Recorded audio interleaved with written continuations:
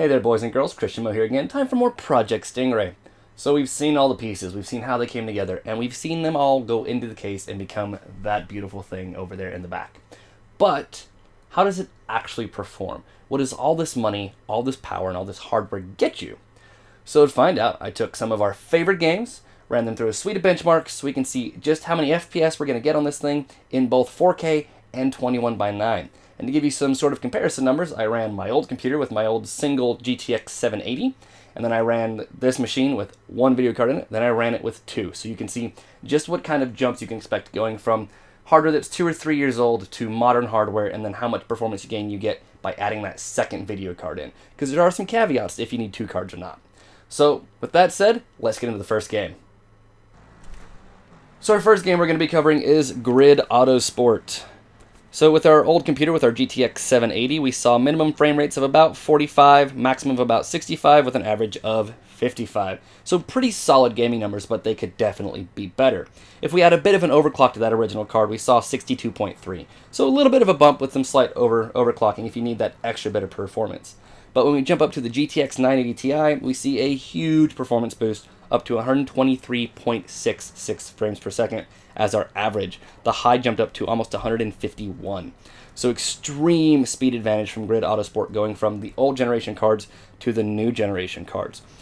However, when we double the cards and we do our SLI setup, we only see 133.2. So we only see about a 10 FPS jump going from a single card to a dual card. This game is just not very good for SLI setups. However, again, with a bit of an overclock on the dual card setup, we saw 138.73. So you can see about 140 frames per second if you get a good overclock in on a pair of cards. But for Grid Autosport, you don't really need the two of them. So 21:9 performance in Grid Autosport is extremely respectable. So moving up to 4K, as you might expect, we don't have too much problem. On the old system, we saw an average of 38.8. With an overclock, we saw the number jump up to almost 45. But again, moving to a 980 Ti, we see a jump that is more than double, with an average frame rate of 88.64. However, where we saw a very tiny jump moving from 1 to 2 cards at the 21:9, we actually see a pretty healthy jump here at 4K. 4K is a high enough resolution that we can actually stress these cards again, and so moving from 1 card to 2, we see a jump of 88.6 up to 110. With our overclock, we see 119.33. So we have a good, solid 30 FPS jump going from 1 card to 2 at 4K. And what this makes me think is that basically the maximum that the Grid Autosport engine can really push is about 140 frames per second, because that's where we see the biggest performance drop off. It doesn't seem to matter how much more power we throw at the card. 130, 140 is about the best it'll do. So seeing 4K, if you're going to do 4K racing, even on Grid Autosport, having a second car could actually be worth it. So now let's dive headfirst into Assetto Corsa.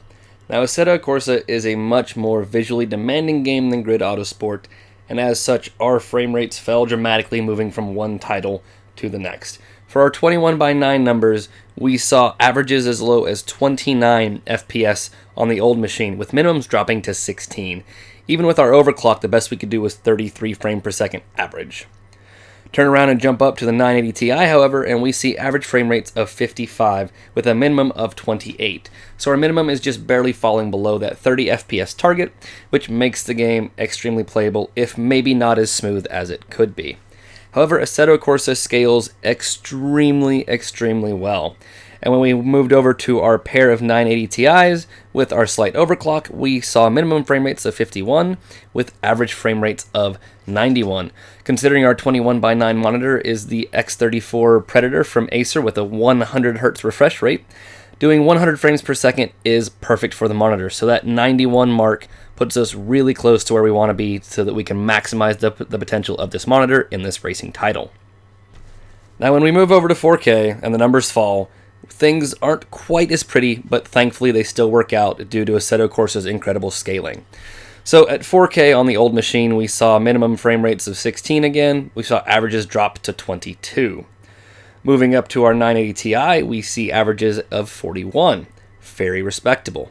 And then back to our 980 Ti's, when we do a pair of those and bump those things up, we see frame rates of 81.2 on average, with the minimum falling to just 59. So with our minimum hovering in really close to that 60 FPS mark, this game plays incredibly smooth at 4K as long as we have both cards going with our slight overclock. So that's the way you're really going to want to approach Assetto Corsa, is with the extra horsepower that we have that SLI provides, because with a single card you just don't quite get the optimal experience. Alright, the next game in our list is Dirt Rally. Now, Dirt Rally is another game that's way more visually demanding than Grid Autosport, but based on the numbers, it's not quite as hard as Assetto Corsa, depending on what sort of hardware you're using. So we had better minimum frame rates. We had better maximum frame rates on our GTX 780 than we did with Assetto Corsa, but our average frame rate stayed about the same. We got 28 FPS average. So just barely playable on the old machine. With an overclock, we saw 32.6. So you can make it happen on older hardware, but if you really want to push Dirt Rally, you need some better video cards. Jumping up to the 980 Ti in a single card, we have 48.7 is our average. Jumping up to the two cards, and again we see another huge jump here, with minimum frame rates of 57.22, surpassing the average we got on the old card, and almost meeting the max from the old card. Our average frame rate on the dual setup was 64.66. With a bit of an overclock, we saw that number jump up to 70.2. Again, very good frame rates to make this game extremely smooth. Now, one thing that's very important to note and very impressive about Dirt Rally is it is a very solid game. So if you look at our minimum frame rates on the dual card setup, we only have 62 frames per second as a minimum, and our average is 70. So there's very little jump between minimums and maximums, keeping you in a nice solid average, so the game always looks smooth. So while Dirt Rally holds pretty close to Assetto Corsa in 21:9 performance, when it comes to 4K, it's very obvious that Dirt Rally is the more difficult game to run. So as you can see by our numbers here, even with a pair of cards, the best speed that we saw for an average was 48.43, well below our 60 FPS goal for ultra smooth gameplay. On the old machine, we could see numbers as low as 18.6 for averages. With an overclock, we could not even get that to 22. A single card performance, though, is playable if you want to at 4K. We only saw minimums of 29 with an average of 33. So again, because this game is very well programmed, there's not a lot of dip between your minimums and your average. So even if the frame rate is lower, the game still feels smooth.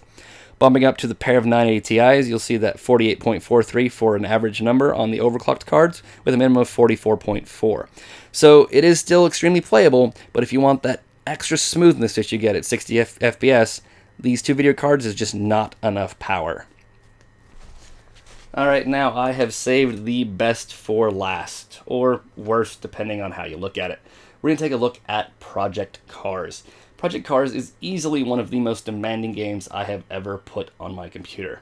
With the old machine, we saw minimum frame rates of 6, with max of 16, and we only averaged 10.8. Which makes the game completely unplayable. It's basically like trying to drive a slideshow. Even with an overclock, I was barely able to get 11.7, and it made the game super awful and jumpy, and I saw my minimum frame rates fall to 4.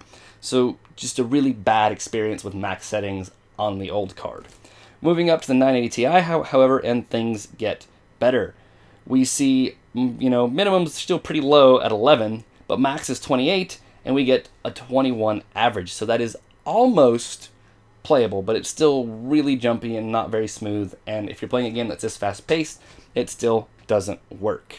Thankfully, this is another game that scales extremely well with two cards, and once we jumped up to a pair of our 980 Ti's, we saw average frame rates move up to 38.7, which is completely playable.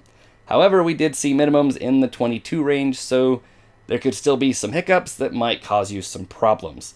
So if any one of you thought that we had way too much power for this system, I think Project Cars proves that is not true. Even with this much horsepower, we still don't have the gaming credentials to push some of these high-end racing games to the max. Now, when we put a bit of an overclock on that, we ended up with a lower minimum frame rate of 19, but we saw a higher average of 42.26. But again, that lower minimum frame rate means that we get a bit of jumpiness that we didn't have before the overclock. So keep that in mind. Still, again, if you think that we have too much power in this machine, Project Cars says otherwise. Now for the even more hilarious numbers. If you thought performance was bad for Project Cars in 21:9, 4K is basically awful. With the old setup, we couldn't even manage to average 6 frames per second, with the minimum dropping to 2. That is actually a slideshow at that point. Even with an overclock, we were not able to get above 7.5 FPS on the old system. However, moving to the 980 Ti, we see a huge bump and we jump up to 12.5 frames per second average. So still nowhere near playable, but it is getting better. Of course, like we've said, Project Cars scales well. So with two 980 Ti's and SLI, if overclocked, we saw frame rates of 25.25. So that's basically playable, especially considering we had a max frame rate of 36 FPS. But as you can see, our minimums would fall to as little as 13, making the game extremely choppy. And while it's playable at some points, it is definitely not playable at others. Alright guys, so there you have it. That is our performance metrics for Project Stingray. As you might have expected, it's a very, very powerful computer. But if you've been paying attention to this whole build, you might notice that there were two games that I left out. The first is Forza 6 Apex, and the second is iRacing. So let's start with Forza 6. Firstly, this game is built and played in Microsoft's new Windows Game Store, not Steam or some other format. Because of the way that is built and managed, the tools I use to record and measure gameplay don't actually work anymore, so I couldn't give you frame rate numbers if I wanted to. Secondly, the game is built in a very specific way that is dynamically scaling to your hardware. So you go through and you pick the options that you want, how beautiful you want everything to look, and then what resolution you want to play at, but then you also pick a frame rate target, 30 FPS or 60 FPS, and the game will dynamically adjust and alter every one of those settings to hit that frame rate mark. So it goes as far as cutting shadows and textures and things, but it can even dynamically adjust resolution in a single shot. So your car might be rendered in 4K, but the background might be rendered in 1080p to take some load off your video card so you can hit your 60 FPS mark. Because of that, it's very hard to give a good performance metric of how this game will play. What I can say is that I forced all the settings as much as I could force them, and I tried to force it to 4K 60 FPS, and the old computers seem to handle it fine. So this beast here will have no problem tearing through the game. So even with some older hardware, you should be able to get a fantastic 4K experience with Forza 6 Apex. So since I can't measure those numbers and it's capped at 60 FPS anyways, I left it off. When it comes to iRacing, well, iRacing is a different story. With iRacing, I can measure it, but it's a game that is built for the lowest common denominator. It may be held as the hallmark for the best simulation racer that you can get out there today, but visually it has a lot of room to grow. It is not a very difficult game to run. And what I mean by lowest common denominator is the engine is programmed in a way that even very low power machines can get a decent experience out of that. So with that said, when I was measuring frame rates on the old computer, I was seeing above 200 frames per second average. When I hooked it up to the dual card SLI rig here, the frame rate readout just gave me an error. So it does a lot of frames. So yeah, that's why I didn't include them. But if you need to see some numbers, well, here's Forza 6 Apex. 60 frames per second. Ish. And then we have iRacing. All the frames. All of them. Just all the frames. So thank you guys for tuning in and sticking around. Now that you've seen the actual performance of Project Stingray, we're going to start getting into what it's like to actually use and play with. So some of you guys may be aware that the 3-monitor setup is sort of the holy grail for a lot of racers, but actual professional sim racers who do championships and enter in all sorts of contests and things prefer a single monitor because you have a more focused point of view and you get higher frame rates because of performance advantages using just a single monitor versus 3. So we're going to take a look at what kind of experience you have by jumping up to a 4K monitor with a lot higher resolution and better details, or using that ultra-wide 21:9 monitor I have sitting behind me here. Because with that, you get a full monitor plus just a bit. It's about a full monitor and then a third and a third, so that you have a wider field of view without completely dominating your periphery. And with the 100 frame per second frame rate on that monitor, it might be a better mix between going with a high-end single panel or a 3-panel setup. So we're going to take a look at that as well.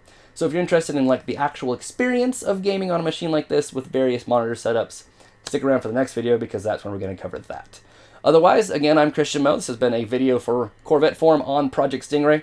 I hope you guys enjoyed it. Stick around for the next one, and I'll see you next time.